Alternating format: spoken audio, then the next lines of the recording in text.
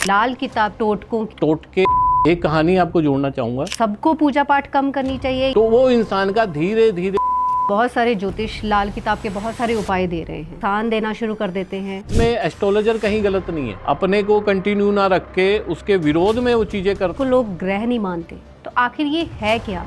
ग्रह राहु और केतु की वजह से क्या नुकसान हो रहे हैं और इसके फायदे भी लोगों को हो रहे हैं कि हमारी लाइफ पे बहुत बड़ा रोल है उनका। जैसे स्ट्रीट डॉग्स को खाना डालना, क्या ये सबको करने चाहिए या ऐसे कुछ संकेत हैं हमारे ऊपर? मैं तो ये बोलूंगा कि दिखा के ही उपाय करें। राहु और केतु हमने सुना है कि बहुत भ्रम पैदा करते हैं, तो ये सब चीजें जो है राहु केतु हमारे साथ करते हैं। तो चलिए जल्दी से आपके साथ रैपिड फायर राउंड करते हैं राहु और केतु के ऊपर। राहु भ्रम है या महत्वाकांक्षा? राहु का सबसे बड़ा हथियार, राहु किससे डरता है? त्याग है या उदासीनता? राहु केतु के लिए एक चीज लास्ट में और बोलना चाहूंगा, तो जो मेरे दर्शक हैं वो काफी हद तक मुझे लगता है उनको बेनिफिट मिलेगा इससे। तो आइए शुरू करते हैं आज का पॉडकास्ट लाल किताब पे। और हमारे साथ हैं डॉक्टर अरविंद जी, जो कि एस्ट्रो गुरु के नाम से जाने जाते हैं, जाने माने ज्योतिष विशेषज्ञ हैं। स्वागत है डॉक्टर अरविंद जी आपका हमारे चैनल MVP मंथन। नमस्कार। नमस्कार। डॉक्टर अरविंद जी, सबसे पहले हम आपसे ये जानना चाहते हैं कि लाल किताब के विषय में बहुत सारे लोग इसको ज्योतिष से अलग मानते हैं, इसको टोटकों की या उपायों की किताब माना जाता है, तो आखिर सच्चाई क्या है? क्यों इसको टोटके या उपायों की किताब माना जाता है? आखिर टेक्निकली ये है क्या? एक्चुअली में लाल किताब पे काफ़ी लोगों ने बात की है और जनरली आप लोगों ने पॉडकास्ट भी देखे होंगे, लेकिन लाल किताब को टोटके बोला जाता है। काफ़ी लोग जो शुरू से करते आ रहे हैं, पंजाब से ये आई है, बेस तो आपको हिस्ट्री तो मालूम ही है अधिकतर लोगों को, तो मैं ना उस पर ना जाके मैं अपने जो भी दर्शक हैं उनको ये बताना चाहूँगा कि लाल किताब बेसिकली टोटके नहीं है, ये टेक्निकल लाल किताब है। क्योंकि इसमें जब हम लाल किताब में कई चीज़ों को लेते हैं, अगर मान लीजिए लाल किताब में मेन जो है जो उपाय दिए गए हैं, उपायों का अगर विवेचना करते हैं, क्योंकि आप लोग टेक्निकल ज़्यादा समझ नहीं पाएंगे, मेरे दर्शक जो हैं वो इजी वे में बताना चाहूँगा उनको।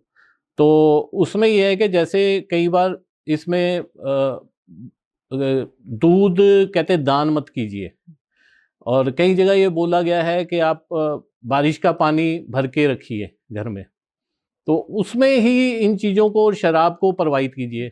तो उसमें कई लोग कहते हैं कि नहीं ये तो टोटका है। तो आज मैं उसको कनेक्ट करने वाला हूँ, आपको बताने वाला हूँ ये टेक्निकल है। उसका रीज़न सबसे बड़ी बात पता क्या है?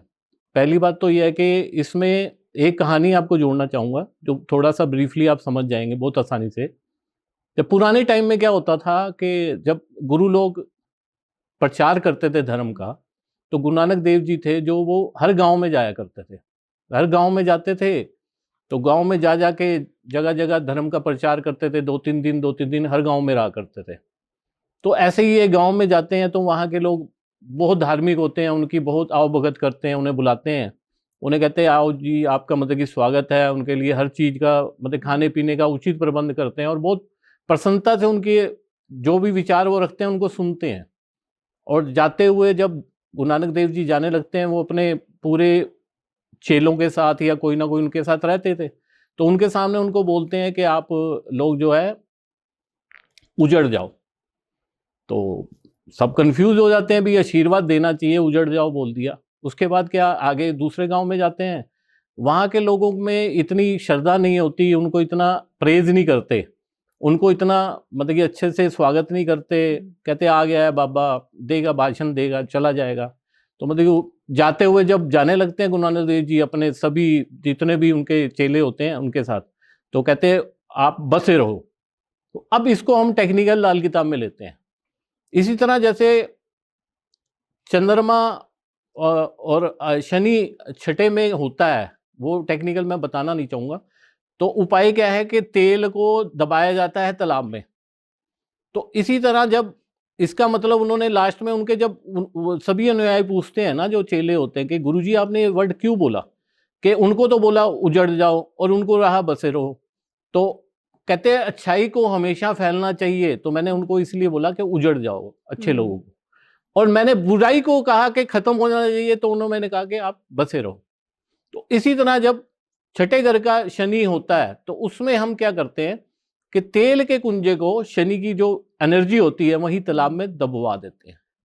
तो ये कनेक्ट हुआ आपका शनि के उपाय से। इसी तरह जब बारिश होती है तो ये चंद्र 12 होता है, टेक्निकल नहीं जाऊंगा, मैं उपाय को ही लूंगा कि चंद्र 12 होता है तो उसमें बारिश के पानी को रोक दिया जाता है, क्योंकि 12वां घर जो है, 12वें घर में पंडित जी ने लाल किताब में लिखा है कि नीम बूटी से पानी टपकता रहा, बुढ़िया का पोता भटकता रहा, रात पर पानी बरसता रहा, बीकानेर तरसता रहा। तो इसमें क्या, बीकानेर तरसता रहा यानी कि बारिश हुई पूरी रात, लेकिन सुबह उठ के देखा तो रेत में सारा पानी चला गया। तो इसका मतलब यह है कि उस इंसान के पास सेविंग नहीं रहती। तो उस पानी को, यानी चंद्रमा पानी का एलिमेंट है, उसको हम अपने घर में स्थापित करके बारिश के पानी को, उस एलिमेंट को अपने पास रखते हैं, तो उससे हमारी धन की वृद्धि होती है, हमारा चंद्रमा अच्छा होता है। तो तीसरा पॉइंट जो मैंने बोला, शराब को आप लोग कहते हैं कि, सभी लोग कहते हैं कि शराब प्रवाहित कीजिए। उसी तरह चौथे घर में जब शनि होता है तो लोगों को समस्या होती है, तो उसी का एलिमेंट जो है शराब को लेके वो जल में प्रवाहित किया जाता है कि उससे वो कनेक्ट, वो चीज जो है बैड एनर्जी हमसे दूर चली जाए। तो ये आपको मैं ये बताना चाहूंगा कि इसी वजह से ये टेक्निकल ही है लाल किताब। इसमें और भी ग्रहों की विवेचना अगर करेंगे तो कहीं ना कहीं वो उपाय जो है टेक्निकल ही आपको दिए गए हैं, जिनको करने से आपके जीवन में सुख समृद्धि आती है और इन चीजों का बेनिफिट मिलता है। तो लाल किताब के अनुसार हमने देखा है और सुना भी है कि ये लाल किताब में कहा गया है कि लोगों को पूजा पाठ कम करनी चाहिए। जी हाँ। तो इस मतलब इसमें सच्चाई क्या है कि क्या सबको पूजा पाठ कम करनी चाहिए या कुछ सेट ऑफ पीपल ऐसे हैं जिनको पूजा पाठ कम करनी चाहिए? नहीं, ये देखिए, हर चीज भेड़ चाल नहीं है, कुंडली देखने पे ही ये चीजें पता चलती हैं।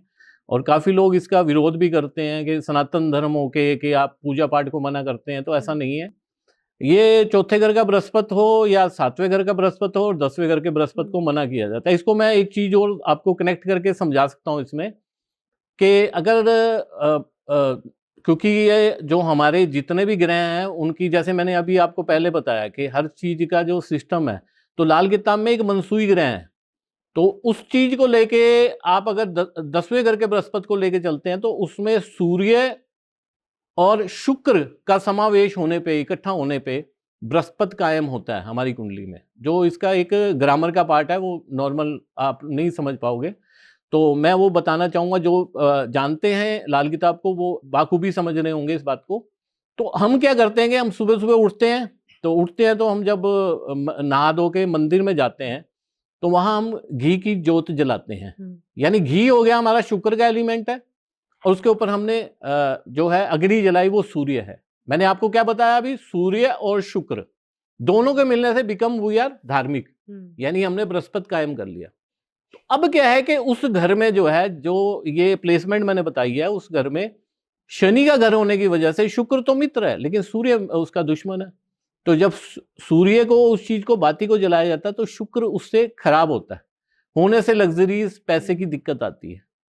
तो वो इंसान का धीरे धीरे लाइफ में उसको पैसे के लिए बहुत ज्यादा मशक्कत करनी पड़ती है, उसकी लाइफ स्ट्रगल में हो जाती है। इसी तरह 7वें घर को अगर देखते हैं तो उसमें भी बृहस्पति, जो शुक्र की, वहां पे लोग अगर शुक्र यानी कि कपड़े का दान अधिकतर करते हैं, पूजा पाठ अधिक करते हैं, तो उनको भी दिक्कत आती है। तो ये मतलब कि लाल किताब में जो बेसिकली दी गई है, चौथे घर के बृहस्पति के लिए भी यही चीज बनती है कि उसमें भी अधिक पूजा पाठ करने पे उस इंसान को दिक्कत आती है। तो ये 3-4 घर हैं और बाकी प्लेसमेंट देख के कुंडली की प्रॉपर हम बता सकते हैं कि किसको पूजा करके बेनिफिट मिलेगा और किसको इससे नुकसान मिल सकता है। हमने देखा है कि बहुत सारे ज्योतिष लाल किताब के बहुत सारे उपाय दे रहे हैं और लोग उन उपायों को कर भी रहे हैं, और ये देखा गया है कि उपाय जो है वो काम भी करते हैं इमीडिएटली, बट क्या है कि कुछ देर बाद वो उपाय जो हैं वो काम करना बंद कर देते हैं, या कह सकते हैं कि नुकसान देना शुरू कर देते हैं। तो इसमें क्या सच्चाई है? ये भी एक बहुत बड़ा विषय है। आजकल लोग बहुत परेशान हो गए, जैसे वो कुछ टाइम बाद फिर एक एस्ट्रोलॉजर को कुंडली दिखाएंगे, देन वो फिर बदल देते हैं, दूसरे एस्ट्रोलॉजर के पास चले जाते हैं। लेकिन बेसिकली इसमें एस्ट्रोलॉजर कहीं गलत नहीं है, मेरे कहने का मतलब है कहीं ना कहीं हमारी जो कुछ कुंडली के अकॉर्डिंग हम उस चीज को ना अपने को कंटिन्यू ना रख के उसके विरोध में वो चीजें करते हैं जिस वजह से हमें दिक्कत आती है। इसको मैं इस तरह समझाना चाहूंगा कि चौथा घर हमारा सुख का होता है, यानी चंद्रमा का होता है। अगर उससे हमें लग्जरी, हमारा जो जीवन चलता है सुख से ही चलता है। जीवन में अधिकतर हमें सुख तो चाहिए, सभी को सुख से ही हम खुश होंगे। तो अब क्या है कि उससे अगर पांचवा घर हम देखते हैं तो चौथे से पांचवा आठवां बनता है, यानी वो मंगल और शनि का घर होता है। और उससे 12वां घर हमारा जो है 9वां घर बनता है, यानी भाग्य का घर। अब क्या करते हैं लोग अधिकतर, जब ये चीजें उनको उपाय दे दिया किसी एस्ट्रोलॉजर ने, उन्होंने इस चीज को कर लिया, वो गलती क्या करते हैं, वो जीवन में अपने भाई से, पड़ोसी से रिश्ते खराब करते हैं। तो वहां जो मंगल का घर है, यानी कि लाल किताब में बोला गया कि राशि छोड़ नक्षत्र भुला, ना ही कोई पंचांग लिया, पहला घर मेष राशि मान के 12 घर गिन लिया। तो इसी तरह से मैं बता रहा हूं आपको, उसको कनेक्ट कीजिएगा। जो नहीं समझ पा रहे उनको जनरल भाषा में बताता हूं कि वो अपने भाई से संबंध अगर खराब करते हैं उपाय लेने के बाद, या अपने पड़ोसी से, या अपने व्यवहार में अपनी बात पे अडिग नहीं रहते, यानी मंगल जो है अपनी बात को अडिग रहना भी होता है कि मैंने किसी को बोल दिया तो करना है। तो उनका वो पांचवा घर जो 8वें से कनेक्टेड है तो नुकसान देगा, यानी 8वां घर हमें नुकसान के लिए बैठा हुआ। अब इसी को हम 12वें घर से ले लेते हैं। 12वां घर हमारा बेड का सुख, हमारी और खर्चे का और हर चीज का, यानी हमें मुकदमा भी हो सकता है, हमारे लिए नुकसान भी हो सकता है। तो आजकल के आप देखते होंगे, आजकल दिनचर्या में लोग क्या कर रहे हैं कि बेड पे ही खाना खाते हैं और अपने हमेशा सिराने ही मोबाइल रख के बैठते हैं, लोग रात को सो जाते हैं। तो वो सब चीजें जो हैं वो 12वें घर को हमारे बहुत ज्यादा खराब करती हैं। तो वो उपाय दिए हुए जितने भी हैं वो 8वें और 12वें को जैसे ही जागृत करते हैं तो हमारा खर्चा बढ़ जाता है, हमारे ऊपर लोन्स हो जाते हैं, हमारे पे कर्जे हो जाते हैं, हमारे अदालती सारे काम शुरू हो जाते हैं, ये सब चीजें होती हैं, हमारे लिए नुकसान होना शुरू हो जाता है। तो ये सब चीजें जो हैं वो जब परहेज करके, जो मैंने आपको 2-3 चीजें बताई हैं कि आप बेड पे खाना मत खाइए, आप गैजेट को जो है दूर रखिए, रात को सोते हुए अपना जितने भी मोबाइल्स वगैरह हैं, लैपटॉप वगैरह हैं, वहां ना तो चलाएं, वैसे कोशिश करें अगर, लेकिन रात को सोए मत उसको रख के। और अपने भाई और पड़ोसी और अपनी बात पे हमेशा कायम रहे। तो ये चीजें जो हैं उनके उपाय दिए हुए काफी हद तक आपके आगे वर्क करते रहेंगे। डॉक्टर अरविंद जी, हमने देखा है कि अब ये जो आपने बताया, हर कोई जो हमारे दर्शक हैं उनको नहीं पता है कि कौन से घर में उनका कौन सा ग्रह है। तो कुछ ऐसे संकेत जिनसे वो कुछ प्रभावों को समझ सके कि उनको कौन से उपाय करने चाहिए, उनके ऊपर क्या प्रभाव किस ग्रह का हो रहा है, वो आप बता सके हमारे दर्शकों को। बेसिकली उसमें तो प्रभाव तो जैसे अपना चंद्रमा, अगर पैसे की लिक्विडिटी की कमी हो रही है तो उसमें चंद्रमा आपका खराब है। और कहीं ना कहीं मान सम्मान अगर आपका ठीक नहीं है, या आपको पिता का सुख नहीं मिल रहा तो सूर्य खराब है। और माँ अगर बीमार है तो भी चंद्रमा खराब है आपका। इसी तरह बहन से संबंध अच्छे नहीं है तो बुध खराब है आपका, कहीं ना कहीं दांतों की प्रॉब्लम है, और चीजों को भी लिया जाता है, बिजनेस को भी लिया जाता है, बुध खराब है। भाई से संबंध अच्छे नहीं है, मांगलिक कार्य नहीं होते तो मंगल खराब है आपका। इसी तरह आप आगे बृहस्पति को ले लीजिए। और अगर आपका ज्ञान में प्रॉब्लम है, आपको घर में कोई सांस की प्रॉब्लम रहती है, किसी को हार्ट की प्रॉब्लम्स रहती हैं अधिकतर, तो वो बृहस्पति को खराब करता है। अगर आपके जीवन में वैवाहिक जीवन अच्छा नहीं है तो कहीं ना कहीं शुक्र खराब है आपका। तो ये सिम्टम से आप पकड़ सकते हैं। इसी तरह शनि को ले लेते हैं। शनि अगर आपका अपना मकान नहीं बना है, किसी तरीके से आप बहुत टाइम से कोशिश कर रहे हैं कि मेरा अपना घर बन जाए, मकान बनने में दिक्कत आ रही, तो कहीं ना कहीं शनि की प्लेसमेंट या शनि को आपने अपनी कोई ना कोई आप अपने कर्म से खराब कर रखा है।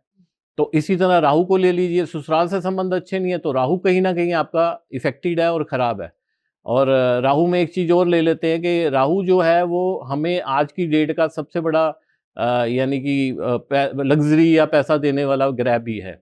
तो काफ़ी हद तक इसको आपको जरूर अपने को अच्छा रखना चाहिए लाइन के। हमारी दिनचर्या जो हम गड़बड़ करते हैं ना, उससे राहु बहुत ज़्यादा खराब हो जाता है हमारा।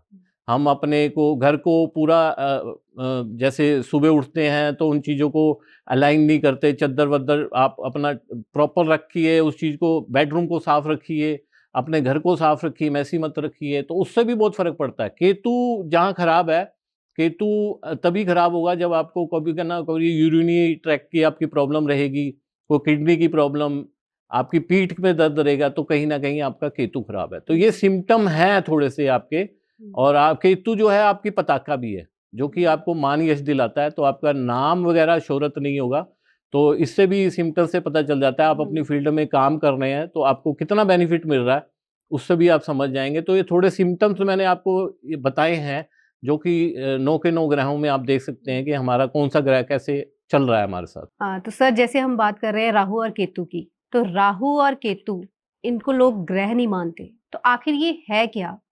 क्योंकि ये ग्रहों की तरह शुभ और अशुभ फल भी दे रहे हैं और इनको राक्षस प्रवृत्ति भी माना जाता है, तो इसके पीछे की कहानी है क्या आखिर? बहुत अच्छा क्वेश्चन किया आपने। ये एक्चुअली में मैं चाह रहा था कि मेरे को आज तक कोई ऐसा मिला नहीं जिसने इतना बढ़िया क्वेश्चन किया हो। तो देखो, जब क्वेश्चन अच्छा आता है तो जवाब देने में मजा आता है ना। तो इसको मैं आज पूरी तरह विवेचना करने की कोशिश करूँगा।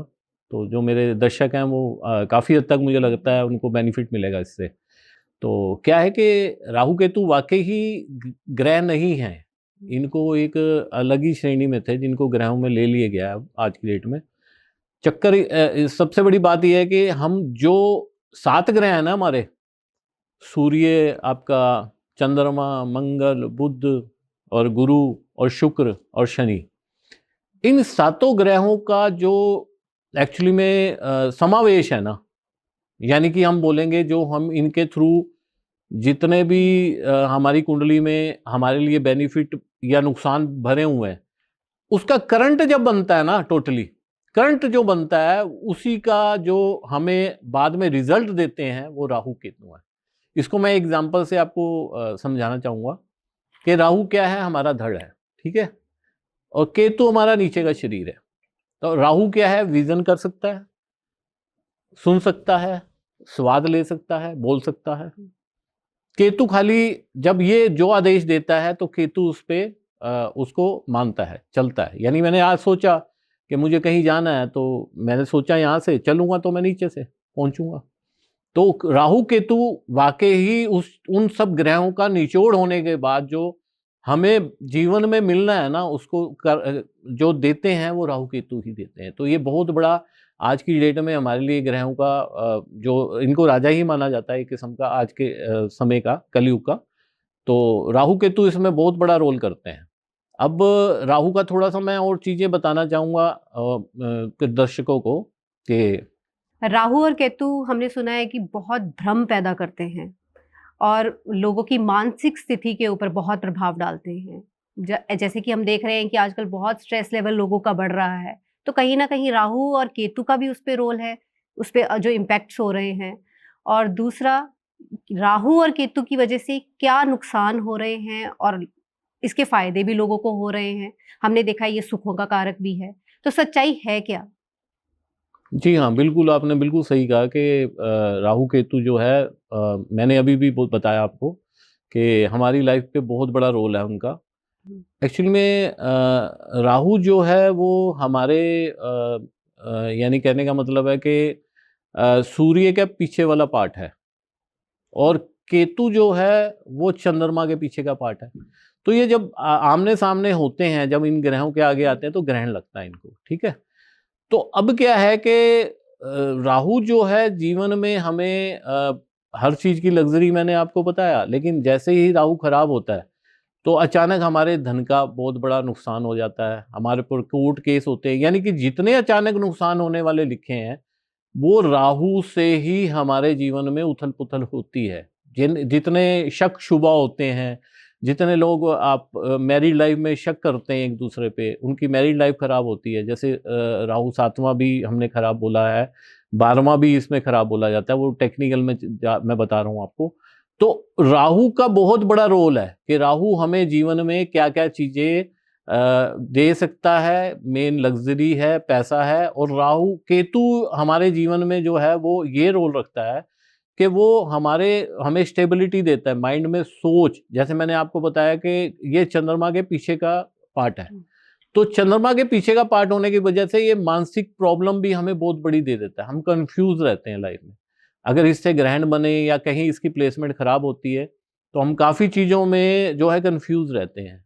हमारा लाइफ में बहुत सारी चीज़ें, जैसे मैंने अपनी पॉडकास्ट में ये भी बोला है कि हमारे लिए झंडा है, तो हमें अपना काम करने में भी प्रॉब्लम आएगी, हमें अपने आप को प्रोग्रेस करने में भी दिक्कत आएगी। तो ये सब चीज़ें जो है राहु केतु हमारे साथ करते हैं।